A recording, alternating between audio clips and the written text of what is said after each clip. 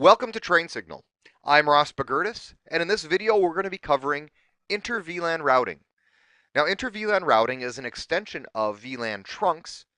What we're going to do is we're actually going to set up a trunk to our router and then allow our router to be able to route in between the multiple VLANs that we have in our environment. So we've already looked at how to set up the VLAN trunk.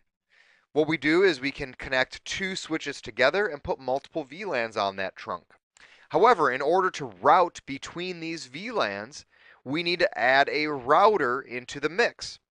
So we have to add this layer 3 device in order to route from VLAN 10 over to VLAN 20 or to VLAN 30 and vice versa. All right, so if we're going to send a message then from VLAN 10 over to our web server on VLAN 20, we have to use this router. So what we end up doing is we actually end up setting up a trunk port to the router. Now that trunk port on the router side, the way we configure that is we actually set up these things called sub interfaces on the router. And a sub interface allows us to have multiple VLANs configured, with each VLAN being on a separate IP network at layer 3. So we can assign each sub interface to its own layer 3 network. That way we can have VLAN 10's default gateway on F00's subinterface of F00.10. So this is the subinterface language here. If we see F0/0.10, we know that's a subinterface. And what we can do on that subinterface is specify which VLAN tag to pay attention for so that it knows that all the traffic that has a VLAN tag of 10 goes to the IP address 192.168.10.1. Same thing is true for F0/0.20. We have the default gateway here for our web server 1. So if I want to send a message then from my workstation here up to the web server, I send the message to the switch. The switch then tags the frame of the source device, forwards that frame on to the router.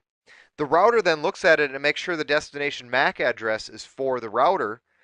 It then looks at the VLAN tag information to find out which interface it should go to.